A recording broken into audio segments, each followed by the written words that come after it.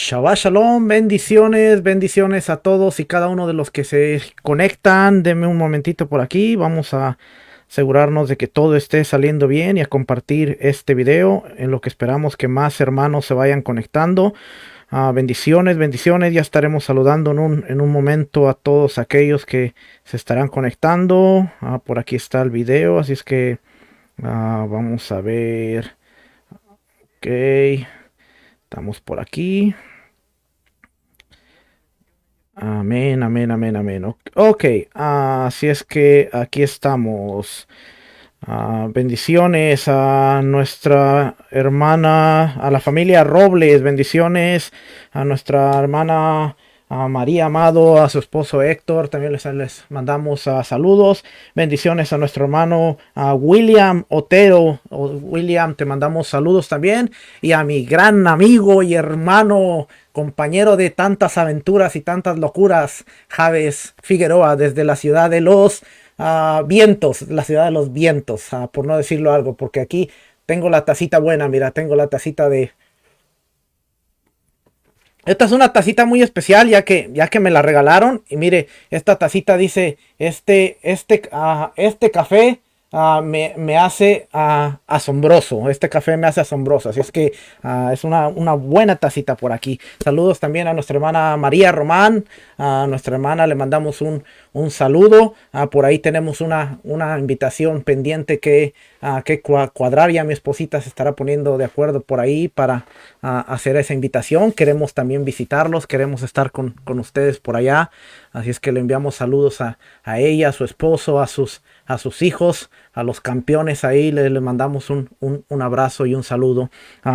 Familia, estamos contentos en este Shabbat, un Shabbat lleno de bendición, en el cual vamos a estudiar la palabra del Todopoderoso. Hoy tenemos un tema interesante, un tema que muchas veces nos cuesta entender, pero voy a hacer mi mejor esfuerzo y mi mejor trabajo para poder explicarlo de una manera en que podamos ver cómo todas estas cosas están relacionadas.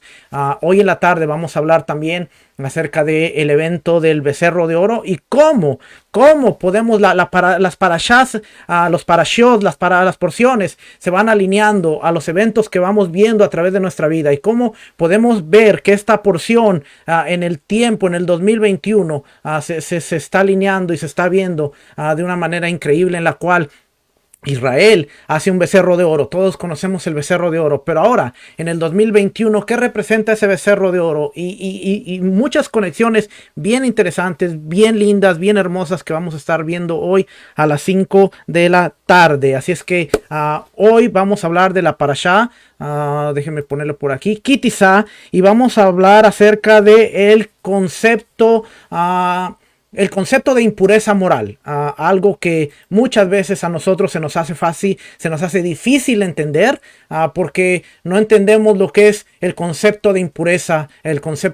Mira, Israel se basaba en dos cosas. Uno, que era el concepto de impureza moral, y otro que era el concepto de impureza ritual. De hecho, para eso se estableció el sacerdocio. Para eso Aarón y sus hijos estaban encargados, porque ellos tenían que enseñarle al pueblo. Aún Ezequiel nos enseña que el sacerdocio estaba encargado de enseñarle al pueblo lo que era profano, lo que era común, la diferencia entre lo que era santo y lo que era puro e impuro. A través de la historia vemos que Israel falló muchas veces en este concepto de enseñarle al pueblo. ¿Qué es lo que hace ahora el sistema de creencias tradicional? No hace una diferencia. ¿Por qué? Porque a lo impuro, a lo que la Biblia le llama impuro, el sistema le llama puro. A lo que la Biblia le llama apartarnos, el sistema dice, bueno, a través de la sangre, a través del sacrificio de Yeshua, todo es válido ahora, y no se está haciendo una diferencia, no se está haciendo una separación. Y si algo tenemos que entender es que la pureza ritual era importante, sí, muy importante, especialmente cuando el templo estaba de pie, pero más allá de la impureza ritual estaba la pureza moral, y la pureza moral sigue vigente hasta el día de hoy. Nosotros podemos estar ritualmente impuros, pero jamás deberíamos de estar ritualmente o moralmente impuros para venir delante del Eterno. ¿Por qué? Porque el Eterno está en un estado de pureza, un estado de santidad. Ese es el concepto que nosotros vemos en el jardín del Edén. Cuando Adán y Eva son expulsados no como castigo, sino como protección. ¿Por qué? Porque ellos habían desobedecido, ellos habían tomado del árbol que se les dijo que no tomaran, y habían entrado en un estado de impureza moral, porque ahora conocían que estaban desnudos, algo que antes no conocían. Ahora se avergüenzan, y dice el Eterno: ¿quién les enseñó que estaban desnudos? Ellos mismos se hacen vestiduras. ¿Por qué? Porque ahora era un estado de impureza moral. Es algo que nosotros vemos aún en el ser humano. Cuando un niño está pequeño, usted lo ve correr desnudo por todos lados. No le da pena que esté el abuelo, que esté el tío, que esté el vecino, que esté quien sea. El niño corre. ¿Por qué? Porque ese es un estado de pureza moral. Él es puro, su corazón es puro. A medida que va avanzando, él empieza a cohibirse, ya le empieza a dar vergüenza. Viene el adulto y le da vergüenza. Aún va creciendo a una edad más adulta, y ahora ya es con papá y mamá. Ya no me veas desnudo porque me da pena, me da vergüenza, aún con sus propios padres. Esa es la conciencia del ser humano. A veces nosotros, por eso Yeshua dijo, tienen que ser como niños. ¿Por qué? Porque un niño tiene un estado de conciencia moral pura. Si ustedes no son como niños, no pueden ver el reino de los cielos. Tenemos que llegar a ser como niños. ¿Cómo? El niño no guarda rencor, el niño no guarda coraje, el niño no guarda tristeza, el niño es puro. El niño lo regaña y el niño se va enojado, y el niño se va enojado. Y a los 3 minutos regresa, lo está abrazando, lo está besando, ¿Por qué? Porque ese estado tan puro es, ok, me enojé, me voy, hago berrinche, pataleo y todo, pero después en mi corazón no hay odio, no hay rencor, no hay nada. Vengo, te abrazo, te beso, y quizás mamá o papá le dio hasta una nalgada, y el niño se fue enojado, pero cuando regresa, él dice: papá, tú eres mi papá, yo te amo. Y hágale eso a un adulto. Dígale una mala palabra a un adulto, una mala mirada a un adulto, que alguien nos mire mal, que alguien nos diga algo mal, que alguien nos ignore, que alguien haga algo en nosotros, y nos vamos enojados y nos quedamos allá en la esquina y siempre decimos: hasta que él no venga y me pida perdón porque él me ofendió, yo no tengo por qué ir. ¿Ve la gran diferencia? ¿Ve por qué cuando nosotros entendemos el concepto de un estado de pureza moral? Vamos a dejar a un lado el ritual, que no es que no sea importante, es importante, pero muchas veces pretendemos estar puros ritualmente cuando no queremos trabajar en lo moralmente. Y yo pienso que tan importante es lo ritual, pero más importante es lo moral, porque lo moral tiene que ver con nuestro estado de vida, a nuestro estilo de vida, nuestro diario vivir, nuestras acciones, cómo nosotros caminamos, cómo nosotros nos movemos y cómo nosotros andamos por este mundo. Y después viene el estado ritual, de pureza ritual, que tiene que ver con el templo y muchas cosas. Usted sabe que muchas de las oraciones, muchas de las cosas que tiene la liturgia, tienen nuestros hermanos judíos, y que muchas veces nosotros abrazamos, pero no las entendemos, tienen que ver con mantener la pureza ritual, mantener la santidad de Dios en nuestras vidas. Familia, Shabbat Tov, nos vemos la próxima semana. Ese es el saludo, hermanos. Apenas estamos aquí en el saludo. Dice mi esposa: ni yo te creo. No, es que vamos a empezar. Así es que el concepto de impureza moral. Así es que la parashá Ki Tisa realmente se traduce como cuando hagas un censo, cuando levantes un censo. Tiene que ver con la porción de Shekelim, el medio shekel. La porción se encuentra en Éxodo, libro de Shemot, capítulo 30, versículo 11, al capítulo 34, versículo 35. Porción de la Haftará, primera de Reyes, capítulo 18, versículo 1 al versículo 39. El Brit Hadashah, Evangelios, cartas apostólicas, escritos del primer siglo. Segunda de Corintios, capítulo 3, versículo 1 al versículo 18. Algunos de los temas que se hablan en esta parashá: está el aceite de la unción, La señal entre Dios y su pueblo, ¿cuál es? El Shabbat. Mire, si hay una señal entre Dios y su pueblo que nosotros debemos estar pendientes, es el Shabbat. Y hoy la vemos en esta porción, también vemos el Shabbat, el becerro de oro, el plan de Dios revelado a Moisés, y vemos el concepto de nuevo pacto o pacto renovado. Sí, desde esta porción, desde aquí, después de el suceso del becerro de oro, vemos lo que es el concepto de renovación del pacto o pacto renovado. Y como si usted me ha escuchado las últimas 2, 3 o 4 semanas que hemos estado hablando del concepto del pacto renovado, usted va a entender que esto no es un concepto que nació con Yeshua o que nació con Jesús. No, porque a través de Jesús estamos en el nuevo pacto y las condiciones son diferentes. No, el concepto del nuevo pacto, la renovación del pacto viene desde Éxodo. ¿Qué pasó? Dios hizo un pacto con Israel. El pacto se rompió. ¿A través de qué? A través de la desobediencia, del pecado de idolatría, del pecado de celebrar una fiesta y todas estas cosas que vamos a estar hablando más tarde. Porque vemos que el pueblo hace una imagen. ¿Qué representaba esa imagen? Después hacen fiesta, convocan a fiesta. ¿Le parece similar? ¿Ha escuchado eso? De estarse haciendo fiestas que son diferentes a las que el Padre nos mandó. Vamos a hacer la fiesta de primicias. ¿Cuándo? Pues vamos a hacerla en enero. Y el Padre dice, hay una fiesta de primicias y está establecida. No, pero nosotros vamos a levantar nuestra fiesta de primicias. ¿Por qué? Pues por muchos motivos y por varias razones queremos nuestra fiesta de primicias. Queremos nuestra fiesta del nacimiento de Cristo. Queremos nuestra fiesta de esto. Queremos nuestra fiesta y las vamos a hacer para el Señor. El pueblo, en la mentalidad del pueblo, ellos no estaban haciendo algo malo. En la mentalidad del pueblo ellos estaban diciendo, este es tu Dios.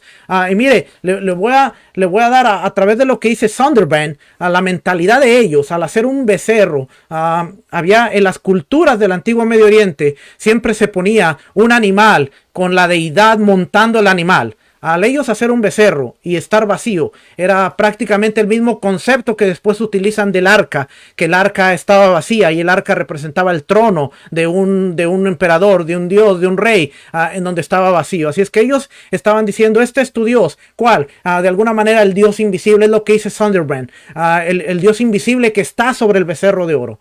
Convocan a fiestas, se levantan temprano, y todas estas cosas que muchas veces en el sistema, la doctrina, en el dogma, no nos damos cuenta de que estamos haciendo algo que aparentemente es para Dios, pero está fuera de lo que Dios mandó.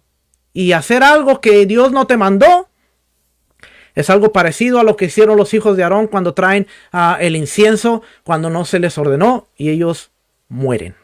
¿Okay? Es que tenemos muchas cosas que aprender, hermano. Así es que, mire, hay muchas cosas que estudiar en esta parashá, pero vamos a dar gracias por el bendito regalo de la Torah. Y vamos a decir, bendigan a Yahweh, el que es bendito. Bendito es Yahweh, el que es bendito por siempre. Bendito eres tú, Yahweh, nuestro Elohim, Rey del universo, que nos elegiste entre todos los pueblos y nos diste tu Torah. Bendito eres tú, Eterno, que nos das la Torah. Y en hebreo vamos a leerlo y diría, Barhuet Adonai Ameborach, Baruch Adonai Ameborach Leolam Baet, Baruch Atar Adonai, Elohenu Melech Haolam, Asher Bacharbanu, Mikol Ha'amin, Menatan Lanu et Torato, Baruch Atar Adonai, Noten HaTorah. Amén. Vamos a leer la primera parte, Kitizá, Éxodo 30:11, dice, habló también Yahweh a Moisés diciendo, cuando tomes el número de los hijos de Israel conforme a la cuenta de ellos, cada uno dará a Yahweh el rescate de su persona cuando los cuentes, para que no haya entre ellos mortandad cuando los hayas contado. Esto dará todo aquel que se ha contado medio ciclo. Conforme al ciclo del santuario, el ciclo es de 20 jeras. La mitad de un ciclo será la ofrenda a Yahweh. Todo el que se ha contado de 20 años arriba dará la ofrenda a Yahweh, ni el rico aumentará, ni el pobre disminuirá del medio ciclo, cuando dieren la ofrenda a Yahweh para hacer expiación por vuestras personas, y tomarás de los hijos de Israel el dinero de las expiaciones, y lo darás para el servicio del tabernáculo de reunión, y será por memorial a los hijos de Israel delante de Yahweh, para hacer expiación por vuestras personas. ¿Ven? Esa es la parte con la que inicia esta porción, Kitizá. Y está hablando del censo, está hablando del shekel. Pero dentro de lo que son las lecturas, o vamos a ver primero un resumen. Un resumen. Los eventos principales que estamos viendo en esta porción incluyen las instrucciones para el censo. Oiga todo lo que está pasando, porque es bien imposible estudiar y leer y explicar todo lo que está pasando. Pero mire, dentro de los eventos principales incluyen instrucciones para el censo y el dinero para la expiación. Artesanos llenos del Espíritu de Dios. ¿Ve? Aún el concepto de estar lleno del Espíritu es algo que se conocía en el Tanakh, es algo que se conocía con Israel. Una persona llena del Espíritu Santo. Algo que nosotros hemos malentendido muchas veces, porque si nosotros queremos entender el concepto ser lleno del Espíritu, debemos entender cómo lo miraba Israel, porque en esta porción vemos hombres llenos del Espíritu, llamados para una obra, llamados con una función, llamados con un propósito. Vemos a los profetas llenos del Espíritu, vemos a Saúl, vemos a David, vemos a otra gente en todo lo que se conoce como el Antiguo Testamento o el Tanakh, la Biblia hebrea. Vemos el concepto de ser lleno del Espíritu Santo. Ahora, si usted le pregunta a una persona en el 2021, especialmente dentro de un dogma, dentro de una doctrina, ¿qué es ser lleno del Espíritu? Y las respuestas van a variar, pero dentro del concepto ser lleno del Espíritu se va a manifestar el hablar en lenguas, el hablar en fuego. Esa es una de las manifestaciones más evidentes que la gente le va a dar. ¿Qué es ser lleno del Espíritu? Bueno, ser lleno del Espíritu es tener la manifestación de el fuego. Es que Dios te use en ciertas cosas. Y ser lleno del Espíritu hasta cierto punto es que tú has sido llamado con una función y un propósito, y Dios te ha capacitado con su Ruach, Dios que te ha capacitado con el Ruach de Elohim dentro de ti. En el Tanakh se posaba sobre la gente, en el Brit Hadashah ahora dice que está dentro de nosotros para capacitarnos con una función, con un propósito, y el don es la manifestación que el Ruach da para la edificación de su pueblo, para la edificación del cuerpo del Mesías. Hermano, el don no debe tomarse como la llenura del Espíritu. El don se toma como el vehículo que el Eterno está usando para edificar su cuerpo. Hay gente que quizás tiene el don que le va a poner la mano a alguien y va a sanar. No eres tú, hermano, es el vehículo en el cual el Eterno está edificando el cuerpo, y de esa manera. Pero últimamente se han tomado los dones o las manifestaciones como llenura del Espíritu, como una gente bien espiritual que tiene un don propio para usarlo, y no es así, hermano. Así es que mire, aprendemos tanto de la Escritura que cuando nosotros vemos estos hombres que fueron llamados los artesanos, dice que fueron llenos del Espíritu, llenos del Espíritu de Dios. Así es que la próxima vez que le digan es que la llenura del Espíritu no estaba y apareció cuando Jesús prometió el Paracleto, el Espíritu, tenemos que decir: vamos a estudiar el concepto ser lleno del Espíritu. Vamos a trazarlo en toda la Escritura y vamos a ver si es cierto que apareció o es algo dentro del dogma y dentro de lo que los considerados padres de la iglesia trajeron al ministerio, y ellos dijeron: bueno, hay un parteaguas. Está lo que se conoce, empezando con Marción, hay un parteaguas en lo que se conoce como el Antiguo Testamento y el Nuevo. En el Nuevo están todas estas cosas que no estaban en el Viejo, y es a lo que basamos nuestra fe. Pero realmente cuando las estudiamos, bueno, ser lleno del Espíritu es antes o después de Yeshua. Bueno, Éxodo 32 nos dice que había artesanos llenos del Espíritu de Dios. Bueno, entonces tenemos un conflicto ahora para explicar esta porción, porque si con Yeshua y el Ruach, el Espíritu, apareció la llenura, entonces estos hombres estaban llenos ¿de qué? ¿Ve? Y así podemos entonces empezar a hacer una auditoría de muchas otras cosas. Pero ese no es el tema. Vamos a regresar por aquí. Está el recordatorio de guardar el Shabbat. Están las tablas de piedra. Está el becerro de oro. La ira del Señor. Otra cosa que se ha malentendido. A Moisés suplicando. Tablas rotas. Gente castigada. las excusas de Aarón, levitas al lado del Señor, 3,000 muertos en el campamento, regreso a la montaña buscando el perdón, plaga, la tienda de Moisés al encuentro de la gloria, cortando tablas nuevas, el pacto de Dios de hacer maravillas, advirtiendo contra las alianzas, ordenando peregrinaciones, el rostro de Moisés brillando y poniéndose un velo. Pareciera una película de esas de Hollywood, en donde usted está viendo tantas cosas que de alguna manera están conectadas unas con otras. Toda esta porción está conectada. Aún dentro de lo que son las lecturas adicionales. Porque usted sabe que dentro de las porciones se han dividido en 54 porciones, las cuales nuestros hermanos, la casa de Judá, la casa de Israel, estudiamos durante todo el año. Y dentro de estas 54 porciones hay lecturas adicionales para prepararnos a ciertas fiestas. Yo le compartí hace unas semanas este calendario en donde veíamos la parashá Shekalim dentro de Mishpatim, el Shabbat Shekalim dentro de Mishpatim, el Shabbat Sakor dentro de Terumá, y hoy está lo que se conoce como Shabbat Pará, en lo que es la parashá Kitizá, marzo 6. Hay unas lecturas bien especiales y se lee Números capítulo 19 y Ezequiel, y tiene que ver con la vaca roja. Pastor Walter decía algo bien cómico esta mañana, y él decía, a veces dentro de estas cosas hoy se le conoce como el Shabbat de la vaca roja. Y dice, cuando alguien te pregunte ¿a dónde vas? Pues voy al Shabbat, porque voy a la iglesia, porque hoy es el Shabbat de la vaca roja. Y la gente de repente, ¿qué es eso? Shabbat de la vaca roja. Pero mire, hoy vamos a hablar un poquito acerca de la vaca roja. Porque todo esto está conectado con el pecado del becerro de oro, está conectado con la segunda de Corintios, el Brit Hadashah que vamos a estudiar al rato, y está conectada con la pureza y cómo Israel veía, y por qué es importante conocer el misterio o el secreto de la vaca roja. Así es que hoy se conoce como Shabbat Pará Dumá, que es la vaca roja, y es lo que vamos a estar estudiando un poquito el día de hoy. Así es que espero que usted se goce con la enseñanza. Este Shabbat es Shabbat Pará, el Shabbat de la novilla o de la vaca roja. La lectura especial de la Torá para este Shabbat es Números capítulo 19, la cual aborda la contaminación de entrar en contacto con un cadáver. La sección Pará Adumá deja en claro que el contacto con los muertos interrumpe nuestra capacidad ceremonial de entrar al recinto sagrado del templo y que debemos participar en un ritual para ser restaurados en la sociedad y en una relación adecuada con Dios. Y cualquiera que esté involucrado en el ritual que purifica a otros se volverá impuro en el proceso. No hay forma de erradicar la impureza absolutamente.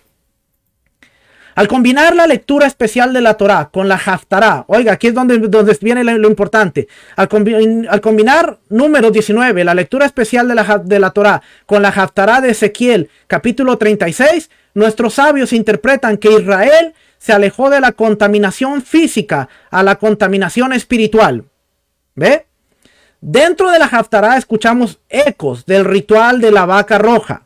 Por eso cuando no entendemos esto, no podemos entender Ezequiel. Cuando leemos en Ezequiel que dice, los rociaré con agua limpia y quedarán limpios. Ezequiel 36. Ahora, quiero decirles que Ezequiel 36 está hablando en un tiempo futuro, un tiempo que no se ha cumplido. Y cuando él dice, los rociaré con agua limpia y quedarán limpios, está hablando de un ritual. Y si nosotros no entendemos lo que es la vaca roja, el ritual de la pureza, a veces leemos Ezequiel y no entendemos lo que estamos leyendo. Y acuérdense, Ezequiel está hablando de un tiempo futuro. Y todas estas cosas están conectadas. Así es que Ezequiel 36:25 dice, los rociaré con agua limpia y quedarán limpios. Pero luego el texto se mueve a un nuevo territorio.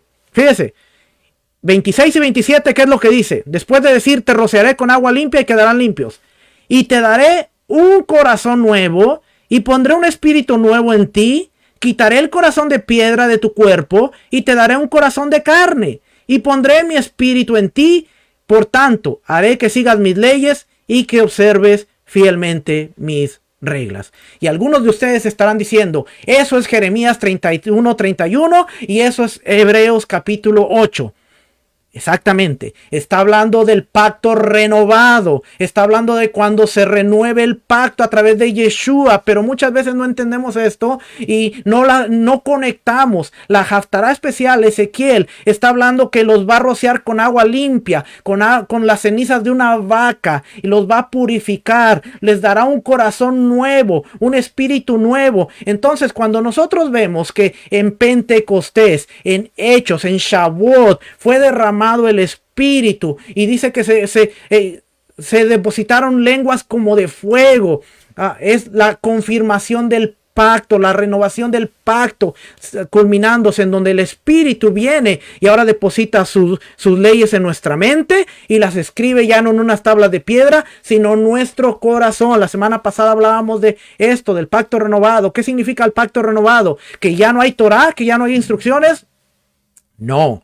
El pacto renovado significa que ahora las instrucciones están en nuestro corazón para que nuestro estilo de vida sea agradar a nuestro rey, agradar a aquel que nos llamó. Entonces, Ezequiel, Jeremías, Hebreos, Mateo y aún Hebreos y aún lo que Yeshua hace cuando él dice, esta copa es la sangre del nuevo pacto. Es cuando se está conectando todo esto. Amén. Es que bien interesante la Haftará, porque está hablando, dice, y te daré un corazón nuevo y pondré un espíritu nuevo, quitaré el corazón de piedra de tu cuerpo y te daré un corazón de carne y pondré un espíritu en ti, por tanto haré que sigas mis leyes, que observes fielmente mis reglas. ¿Sabe a qué se llama esto? Esto se llama circuncisión del corazón. ¿Y cuántas veces hemos hecho esto? Hemos oído esto. No, es que al Padre ya no le importa la circuncisión como los judíos lo enseñan. Lo importante es la circuncisión del corazón. ¿Entendemos el concepto de circuncisión del corazón? Porque aquí Ezequiel nos está dando detalles de lo que es la circuncisión del corazón. Circuncisión del corazón es remover el corazón de piedra que no quiere obedecer los mandamientos y que el Padre haga un corazón de carne, que haga una operación al corazón, quite el corazón de piedra y esté el corazón de carne que sea obediente a sus mandamientos. Así es que cuando decimos la circuncisión del corazón es importante, deberíamos entender qué significa circuncisión del corazón. Y mire, una vez que una persona llega a la circuncisión del corazón, usted no necesita decirle, por cierto, hay que hacer circuncisión física. Porque cuando entiende y vive la circuncisión del corazón, esta persona dice, ¿qué más tengo que hacer? ¿De qué manera más sagrada? Hay una señal. Hay un pacto. Hay una señal física. Entonces yo voy a correr a ella porque ahora el corazón es de carne y corre hacia obedecer los mandamientos. Por eso, Gálatas, por eso Hechos, por eso el evangelio de Pablo siempre estaba en contra de que se les impusiera la circuncisión. ¿Por qué? Porque Pablo enseñaba que ya no había de circuncidarse la gente. No. Más bien no hemos entendido el concepto de Pablo que estaba diciendo, vamos a hacer que la gente se acerque, que se circuncide el corazón, que se haga un corazón de carne y más adelante ellos mismos buscarán circuncidarse. Pablo en ningún momento, hermano, en ningún momento de sus cartas, él estaba diciendo, ya no hay que circuncidarse. Pablo estaba diciendo, es más importante la circuncisión del corazón, porque a través de la circuncisión del corazón, usted va a llegar a la circuncisión física. Y Ezequiel nos dice, y hermano, esa es una de las evidencias de que usted está en el nuevo pacto. Usted me dice que está en el nuevo pacto, muéstreme su corazón. ¿Y cómo yo te voy a mostrar mi corazón? Bueno, del buen corazón salen las buenas palabras, las buenas acciones. Dime cómo tú vives y yo te diré dónde está tu convenio, dónde está tu amor, dónde está tu fidelidad. Porque a Dios no se le conmueve con Dios te amo. Ay, chuchito, ay, papito, ay. Tú sabes cuánto te amo. No. Mismo Yeshua dijo, si me amas, hay una forma en la que tú me muestres que me amas. Y esa es guardando mis mandamientos. Y mis mandamientos no son míos, dijo Yeshua, mi doctrina no es mía, sino de aquel que me envió, del Padre. ¿Y cuál es la doctrina del Padre? Vamos a leer los 5 libros de la Torá y nos vamos a encontrar con que hay un montón de mandamientos. Muchos de ellos que están vigentes en nuestro tiempo. Amén. Kavaná. Kavaná, exactamente, intención del corazón. Así es que, quizá, el misterio de la vaca roja, la implicación de estos versículos de Ezequiel es que la purificación es necesaria, no por la mancha de la muerte, sino por una mancha moral. ¿Ve? Hay una mancha moral. Necesitamos un corazón nuevo y un espíritu nuevo. Lo antiguo está siendo rechazado y algo nuevo debe ocupar su lugar. La imagen aquí transmitiendo que Dios está a cargo de estas acciones. Dios hace la remoción y Dios la coloca. Podríamos preguntarnos sobre el papel que juegan los seres humanos en el proceso. En nuestros tiempos, el mandamiento de la novilla o de la vaca roja adquiere cada vez más significado. Oiga, porque aquí lo vamos a conectar. Dice, en nuestros tiempos, el mandamiento de la novilla roja adquiere cada vez más significado. Porque sin él, el servicio divino del templo sagrado no se puede reanudar. Hay un renacimiento espiritual hoy en Israel. Después de casi 2000 años, Israel se está moviendo claramente hacia el momento en el que el templo sagrado en el monte Moriah, el tercer templo profetizado, será construido. Más y más judíos están regresando a la Torá, al Dios de Israel y los caminos de nuestros padres. Y más están comenzando a darse cuenta de que el templo sagrado es la única solución para lograr la paz elusiva que todos deseamos ver. Porque el Creador mismo, el autor supremo de la paz, ha declarado, Ageo 2:9 dice, el honor de esta última casa será mayor que el del primero, dice Yahweh de los ejércitos. Y en este lugar concederé paz, dice Yahweh de los ejércitos. ¿Cuántas veces usted ha escuchado esta frase y se canta en muchos lugares? Ven y llena esta casa. La gloria postrera será mejor que la primera. ¿La ha escuchado? Y muchas veces, y va a caer la unción, porque la gloria postrera será mejor que la primera. Y citamos a Ageo dentro de un canto. Y mire, podemos tener una aplicación espiritual, pero cuando nosotros no entendemos que este pasaje específico está hablando del templo, su casa, la gloria postrera será mayor que la primera. Está hablando de la gloria cuando el tercer templo se levante, la gloria de Adonai esté en ese lugar y sea mayor que la que hubo en su historia. Eso es realmente el cumplimiento de Ageo. No que haya una emoción, no que la gente llore, no que la gente se contriste dentro de los altares y digamos, aquí está cayendo la gloria, porque Dios dijo que lo iba a cumplir y este es el cumplimiento profético. Es una aplicación, hermano. Y tenemos que entender que cuando entendemos el concepto bíblico podemos aplicarlo sin violar el cumplimiento. Es una aplicación en la cual podemos decir, su presencia está en nosotros, su presencia siempre será mayor, será más grande. Pero cuando nosotros decimos, el cumplimiento de Ageo 2:9 está aquí, porque la gloria está cayendo y la gloria de esta casa. Es más, ningún edificio es considerada la casa del Señor, más que el templo. Esa es su casa. Ahora es el lugar donde nos reunimos y es donde está la presencia. Yo creo que sí, en donde nos reunimos está la presencia. Podemos decir, aquí está la presencia. ¿Por qué? Porque donde 2 o 3 estén congregados en su nombre, ahí está Él, ahí está la presencia. ¿Ok? Pero solamente es el lenguaje que nos han enseñado, lenguaje que seguimos, lenguaje que hablamos, lenguaje que a veces no concuerda con lo bíblico y seguimos repitiendo. Mi gran amigo, el pastor Luis Aníbal, dice la teología del papagayo. Y yo no entendía, yo escuchaba la teología del papagayo. Yo decía, hasta que un día le pregunté, porque yo escuchaba la teología del papagayo, y hasta que un día le dije, oiga pastor, ¿y qué es la teología del papagayo? Y él me dijo, pues repetir lo mismo y seguir repitiendo, esa es la teología del papagayo. Y yo dije, la teología...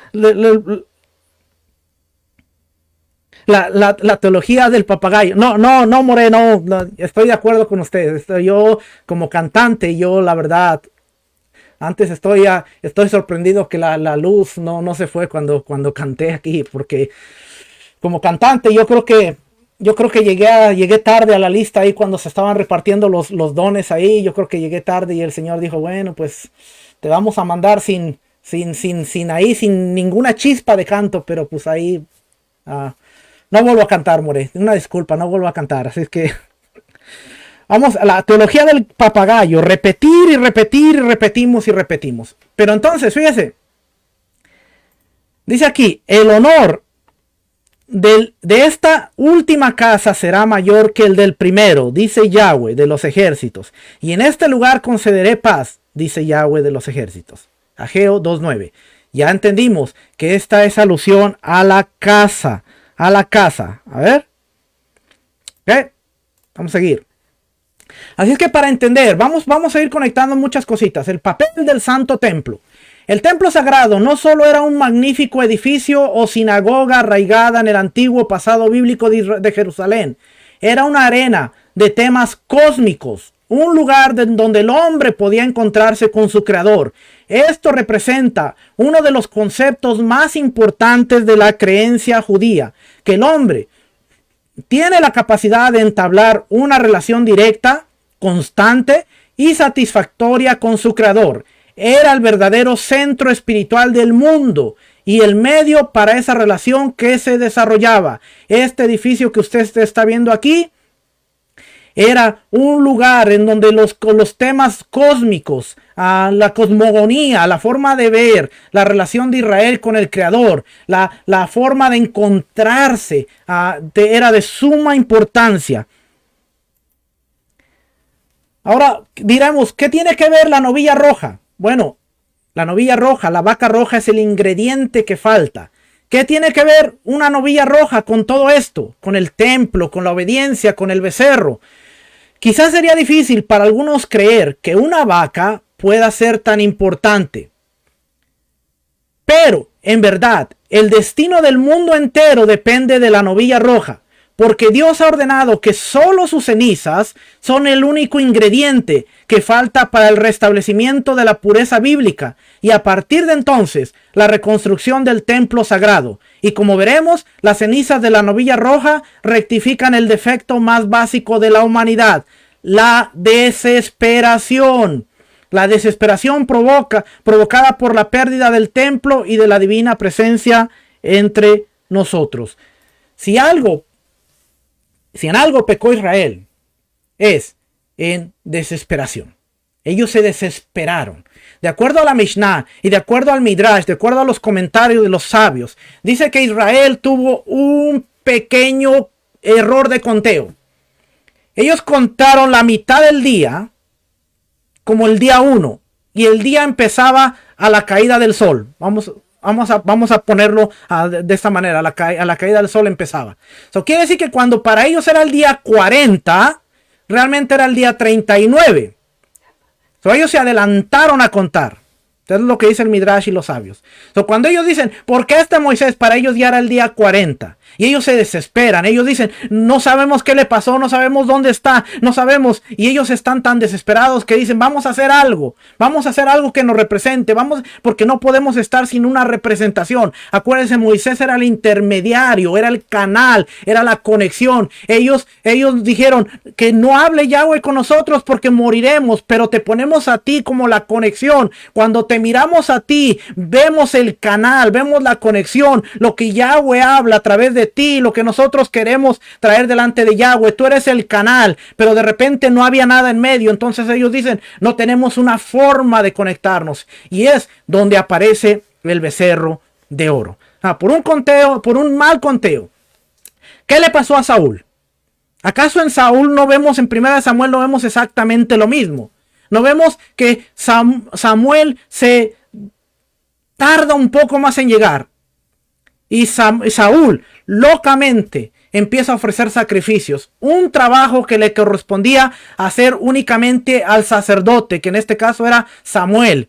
Y Saúl empieza a hacer una tarea que no le tocaba a él.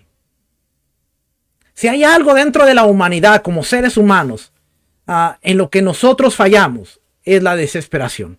Cuando vemos que Dios está tardando, cuando vemos que Dios no está obrando, cuando vemos que Dios no está haciendo las cosas como nosotros queremos, tendemos a pensar que Dios se olvidó de nosotros y pretendemos quererle ayudar, pretendemos querer poner los medios, y si le ayuda a Dios poniendo las cosas, y si le ayuda a Dios haciendo esto, y si le ayuda a Dios metiendo esto, y si le ayuda a Dios de esta manera. La desesperación, queridos hermanos, nos lleva a un estado en el cual cometemos actos que nos llevan muchas veces a pecar y que nos llevan a ir en contra de lo que Dios ha establecido. Si una de las cosas que tienen todos los sistemas, todos los dogmas, todas las teologías, es que han querido reemplazar lo que Dios ha dicho como un vehículo de ayuda, le voy a ayudar a Dios de esta manera.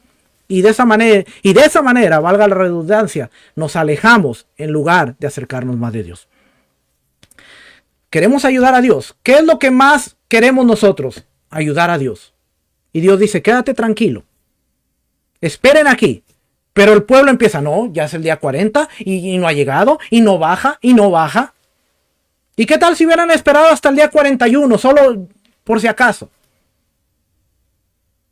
¿Hubiera bajado Moisés, sí o no? Pero del becerro de oro vamos a hablar más al rato. Así es que la desesperación provocada por la pérdida del templo y la divina presencia de Dios. La desesperación es lo que nos pierde, es lo que nos saca del control. La purificación con la novilla roja nos recuerda que el hombre tiene el potencial de elevarse por encima de su existencia física transitoria, con toda su falsa sensación de desesperación y miseria, que se llama la impureza de la muerte. Este es el papel del tercer templo para toda la humanidad, y esta es la visión mesiánica del futuro, el llamado a vivir una vida eterna, liberados de la farsa y la infelicidad que es la suma total de la condición humana para tantas personas, el llamado a la verdadera alegría de vivir la vida al máximo con el conocimiento de Dios. La ordenanza divina de la novilla, más allá del alcance del frágil intelecto del hombre, con todos los detalles de su preparación y ceremonia, llama a Israel y a todos los que buscan aferrarse a la palabra viva del Dios de Israel. Purificaos, sacude tu desesperación. La muerte es una ilusión. Así está escrito. Deuteronomios 4:4 dice, pero todos los que se aferran a Yahweh su Dios, todos están vivos hoy. O sea, sacúdete tu desesperación. Si tú te estás aferrado a Yahweh, si tú estás aferrado a tu Dios, entonces estás vivo. Una de las cosas que tenemos a través de Yeshua es que tenemos la promesa de que tendremos vida eterna juntamente con el Mesías, hermano. Y si en algo tenemos que estar conscientes, es que pase lo que pase en esta tierra, tenemos la promesa de la redención futura y de la vida eterna. Por eso Pablo decía, para mí el morir es ganancia, porque para mí el vivir es Mashiach. El día que yo muera, ese día me saco la lotería, porque ese día ya no tengo que estar pensando qué va a ser de mí, y estoy preparado para la redención futura, en la cual resucitaré y estaré en el reino mesiánico con mi Mesías.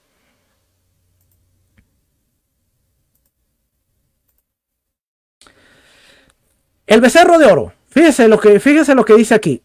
El becerro de oro. En este sentido, somos conscientes de una importante tradición enseñada por los rabinos. Existe una conexión entre el concepto de la novilla de la vaca roja y el pecado del becerro de oro que Israel, bajo la influencia de la multitud mixta, cometió en el desierto 40 días después de la revelación. Aquí dice Apocalipsis, pero es revelación. Después de la revelación en el monte Sinaí. Fíjense lo que dice aquí. Las consecuencias de este pecado fueron enormes, porque fue este único evento el que introdujo el concepto de la impureza bajo la muerte.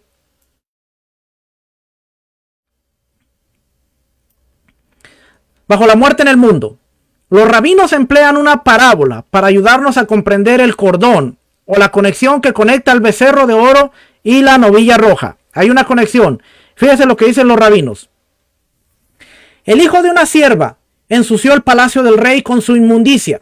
El rey ordenó que venga la madre y limpie la inmundicia del niño. Fíjese qué ejemplo tan interesante.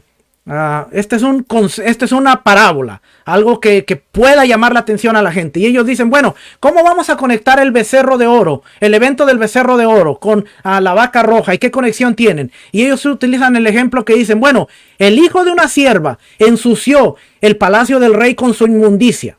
El rey ordenó que venga la madre y limpie la inmundicia del niño.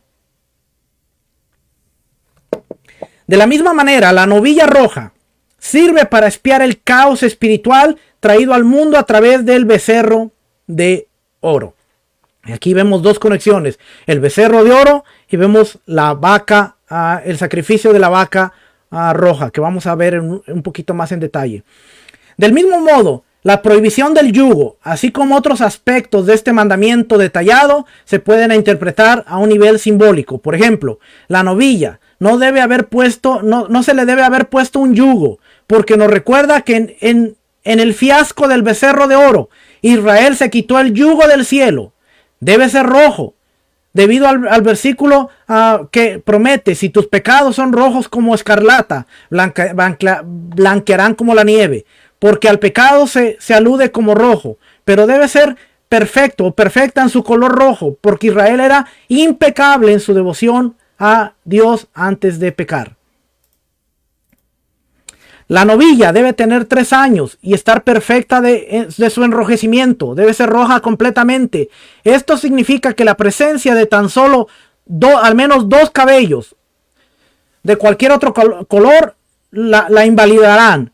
Se relata que por esta razón la vaquilla roja siempre fue muy cara de adquirir. Incluso sus cascos, sus pezuñas deben estar rojas. También debe estar totalmente libre de cualquier defecto físico o defecto ya sea interno o externo.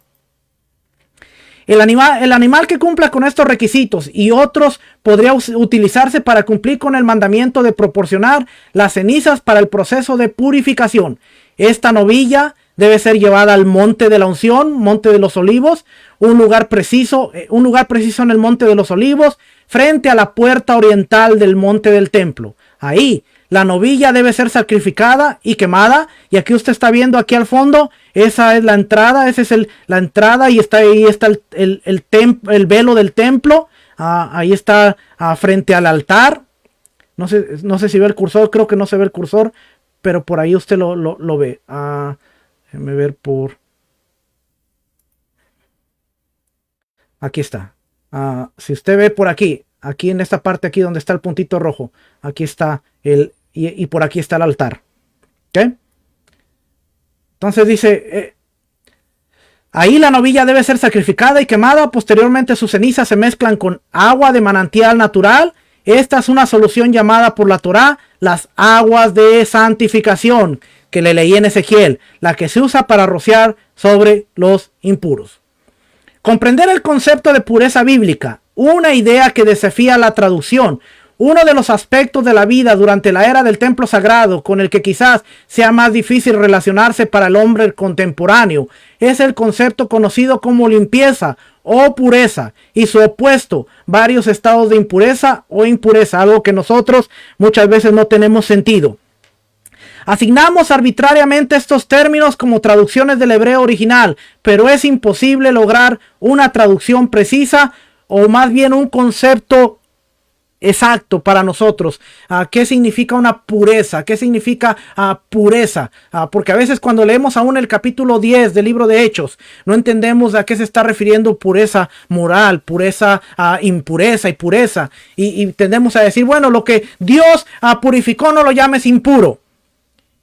Pero aún si usted lee el capítulo 10 del libro de Hechos, usted se va a dar cuenta de que está refiriéndose a las personas que han sido purificadas, como a través del Mesías. Lo que yo he purificado, no lo llames tú impuro.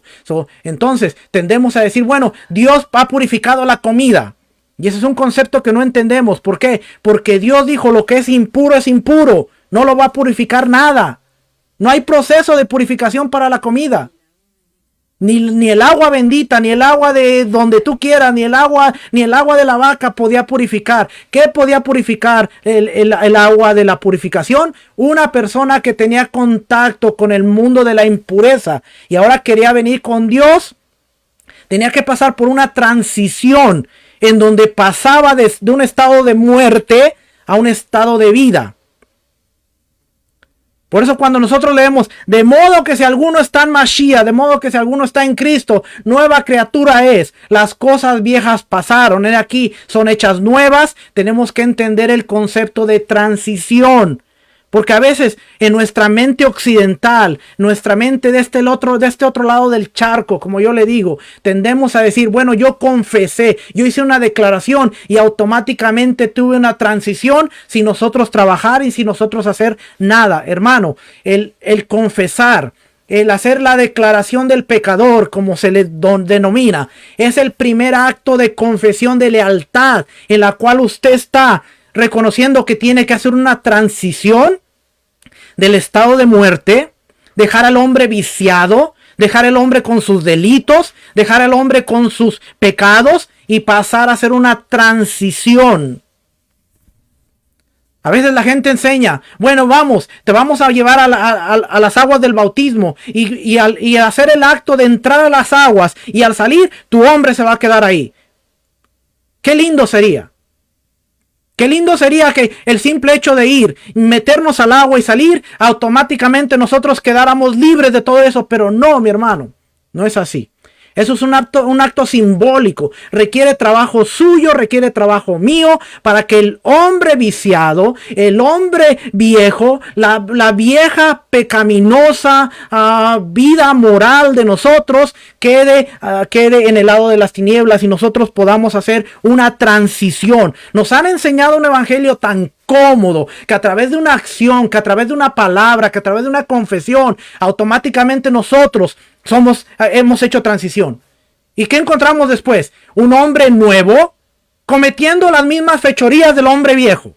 Un hombre nuevo que sigue con los mismos vicios, sigue con las mismas maldades, sigue con las mismas cosas. Sigue con las mismas acciones. ¿Por qué? Porque a veces, no, es que Pablo dijo, de modo que si alguna persona está en Cristo, yo estoy en Cristo, yo estoy en Él, y por tanto soy nueva criatura. Pero ¿qué diferencia tenemos, hermano? ¿De verdad podemos mostrar diferencia? De decir, ahora estoy en el Mashiach, y ahora mis actos, mis acciones, mis palabras, mi estilo de vida es de una persona nueva, muy diferente a la antigua. O soy alguien que tiene un chaleco, un traje, una vestimenta, pero sigue actuando de la misma forma y de la misma manera. Y a veces aún pasamos de el sistema, pasamos de ser cristianos a decir, no, es que ahora yo ya no soy cristiano, ahora soy raíces hebreas. Pero dentro de las raíces hebreas seguimos actuando de la misma manera y seguimos caminando de la misma forma que no hay comparación. Y a veces la gente dice, bueno, tú eres católico, cristiano, judío, ¿y qué eres? Porque, ¿ve? A veces los conceptos que tenemos, nosotros no entendemos lo que es pureza e impureza. Y si no entendemos el concepto moral, ¿cuánto vamos a entender el ritual, hermanos? Por eso desechamos ritos, por eso, no, eso es judío, no, eso ya pasó, no, porque no entendemos, pues no entendemos lo moral, que es lo más importante, no entendemos lo moral que es, bueno, si estabas en Mashiach, ahora ya eres nueva criatura, has pasado un proceso de transición, te llamó de las tinieblas al reino de su luz admirable. Pedro dice, nos llamó de las tinieblas a su reino para que anunciemos las virtudes de aquel que nos llamó, para que anunciemos las virtudes de aquel que nos llamó de las tinieblas al reino de su luz admirable. Qué bello es entender conceptos así como pureza moral, pureza ritual. Qué bello es entender esto. Cuando alguien te dice no sabes ni lo que eres, significa que ellos en realidad no están. Dice mi esposa, cuando alguien dice no sé ni lo que es porque realmente no están viendo una diferencia entre nosotros. Mire, Cristiano, católico, o sea, actuamos igual que todos. Actuamos igual. ¿Ok? Así es que ese es el que entender el concepto. Pero nosotros arbitrariamente traducimos esas traducciones como el hebreo. Una cosa que era sucia y ahora es limpia. Bueno, ok, entiendo. Pero no, mire, el concepto va más allá, hermano. Simplemente entender los pasajes de ahora ya eres nueva criatura. Ahora has pasado de las tinieblas a su luz admirable. ¿Para qué? Para que anuncies. ¿Y cómo vas a anunciar? ¿Con tu boca? Eso es efectivo. Pero más efectivo es anunciar con tus acciones, con tu estilo de vida, trayéndole honra al Creador. Mire, muchas veces nosotros nos cerramos la puerta en las narices porque hablamos algo que no vivimos. Y la gente dice, tus acciones no me dejan escuchar tus palabras. Pero qué bello es cuando la gente viene y dice, oyes, mira, yo te he estado viendo. Mira, yo he estado notando algo distinto en ti. Yo veo que tú eres de esta forma. Mira, yo veo tu matrimonio de esta forma. Mira, yo veo a tus hijos de esta forma. Mira, ¿y por qué? Es que mira, yo he conocido al Creador del cielo y de la tierra. El Creador me ha enseñado ciertas normas, ciertos límites en los cuales yo debo basar mi vida. Se llama un estilo de vida, se llaman mandamientos, y en los cuales yo he empezado a vivir y he empezado a ver bendición, he empezado a ver tantas cosas en mi vida, y a través de esto yo puedo notar un cambio. Oye, y yo puedo aprender de ese Dios, yo puedo aprender de esas cosas. Claro, mira, yo te puedo enseñar, mira, yo te puedo llevar. Mira, el Padre y empiezas de una manera a la cual tú estás compartiendo y se te abrió una puerta para el evangelismo. ¿Qué abrió esa puerta? Que alguien te estuvo viendo, que alguien te estuvo vigilando. Y en la porción del Brit Hadashah, de esta parashá, segunda de Corintios, dice, nosotros somos cartas leídas al mundo. ¿Qué quiere decir? Que el mundo te está viendo, el mundo te está leyendo, el mundo te está observando, el mundo te está vigilando. Y cuando el mundo ve algo que le llama la atención, ¿no le ha pasado a usted que de repente usted está leyendo, usted está pasando por ahí por el internet, o usted ve el periódico, o usted ve una revista y hay un artículo que le llama la atención y usted empieza a leerlo, y entre más usted empieza a leerlo, más impactado está y usted quiere seguir leyendo más? Por ahí hay muchos que ni pierden el tiempo en leernos, hermano, porque saben el tipo de contenido que cargamos. Hay gente que dice,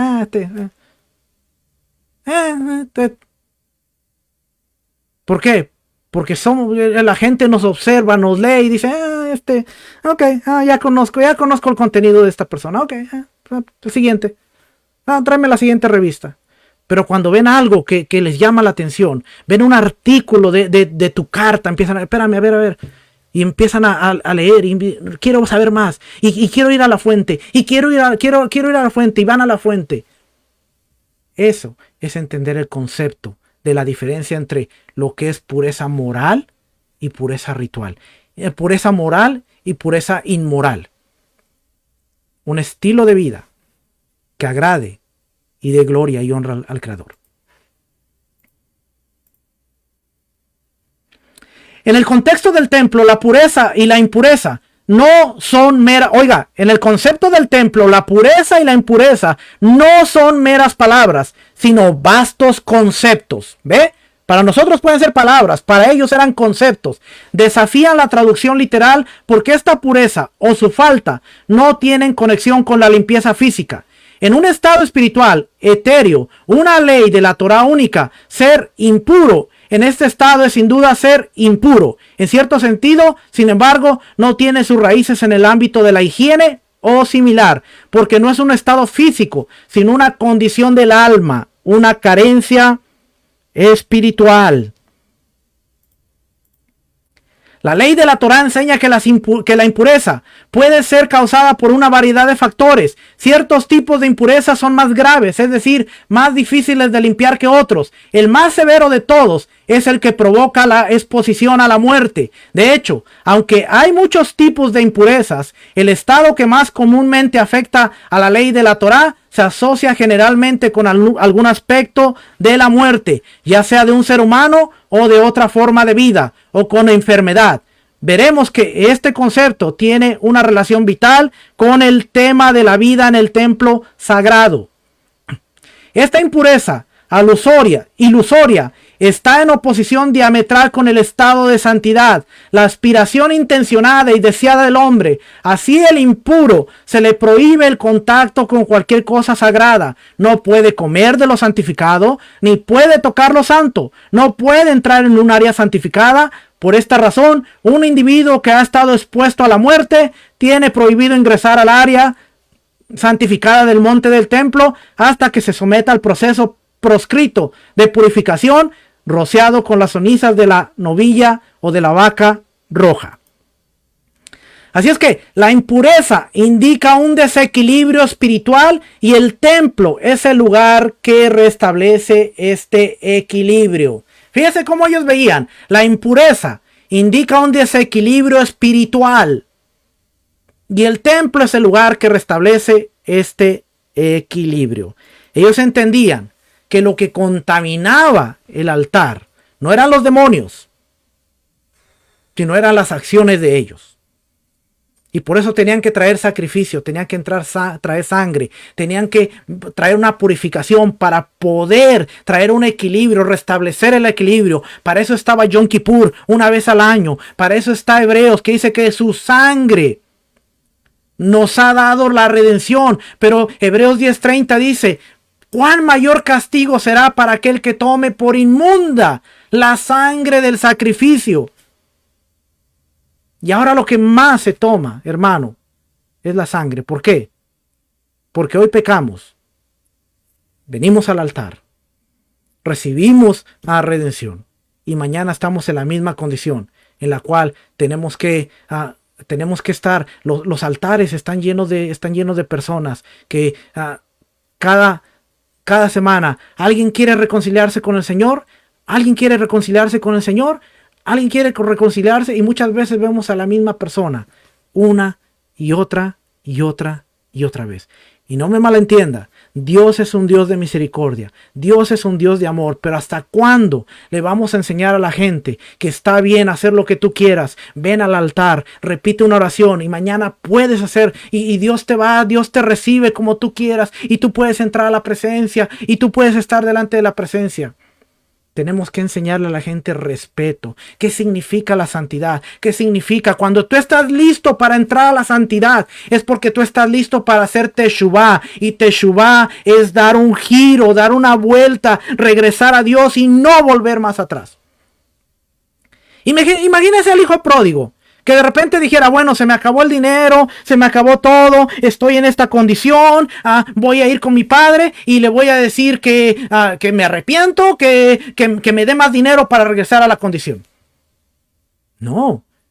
Con el hijo pródigo vemos que él está en una condición en donde él reconoce: he pecado contra el cielo y contra ti. Voy a ir con mi padre y le voy a decir: no soy ni digno de ser hecho uno de tus hijos. Hazme como uno de tus jornaleros. ¿Por qué? Porque no quiero regresar atrás. Mejor es estar en tu casa, aún como un jornalero, que estar en mi condición pecaminosa. Mejor es que tú me recibas aún bajo tus condiciones que seguir aquí. ¿Por qué? Porque he reconocido mi condición y ahora quiero estar en tu casa bajo tus términos, bajo tus condiciones. El hijo pródigo no dice: bueno, pues iré con mi padre y le diré estoy arrepentido y que él me dé una herencia y después regresaré y después voy a regresar y voy a estar. No.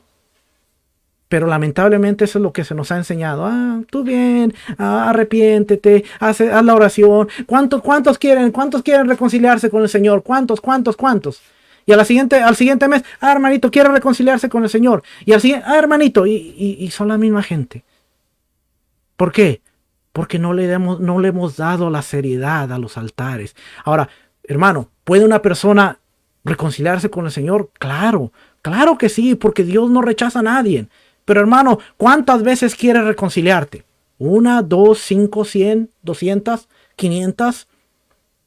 ¿O la reconciliación con Israel era: arrepiéntete, ven y regresa a mí?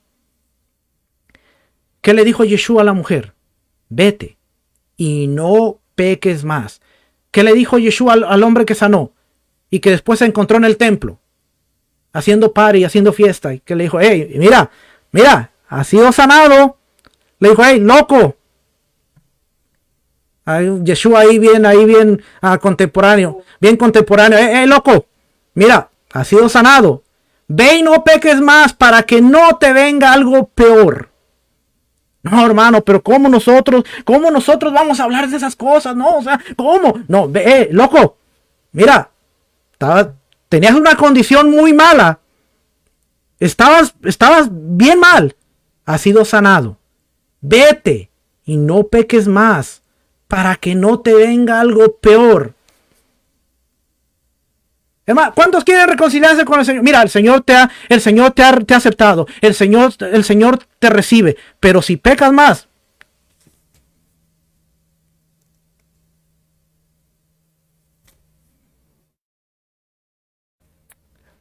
¿ven? La impureza indica un desequilibrio espiritual. Hermano, cada que tenemos impureza moral, hay un desequilibrio espiritual. El templo es el lugar que restablece ese equilibrio, pero ahora tenemos a Yeshua, que a través el cual restablece el equilibrio y nos da ese equilibrio espiritual que necesitamos. Para vivir realmente una vida de dedicación al propósito divino, uno debe conquistar la muerte. La muerte en vida de aquellos que están esclavizados por sus propios impulsos físicos y debilidades morales. Oiga lo que dice aquí. Para vivir realmente una vida de dedicación al propósito divino, uno debe conquistar la muerte. La muerte en vida de aquellos que están esclavizados por sus propios impulsos físicos y debilidades morales. El Talmud Babli, o el Talmud de Babilonia, dice en la porción Berajot 18a, dice: los justos son llamados vivos, incluso después que han muerto, pero los impíos son llamados muertos mientras aún viven. Porque Yeshua les decía: sepulcros blanqueados, hipócritas, sepulcros blanqueados, muertos en vida. Porque sus acciones reflejan muerte. ¿Por qué usted cree que Rab Shaul, un judío, que decía: ya no vivo yo, mas Mashiach, más Cristo vive en mí, y lo que ahora vivo, lo vivo en la fe para el Hijo de Dios? ¿Y cuántos decimos Mashiach vive en mí? Pero ¿qué estamos reflejando?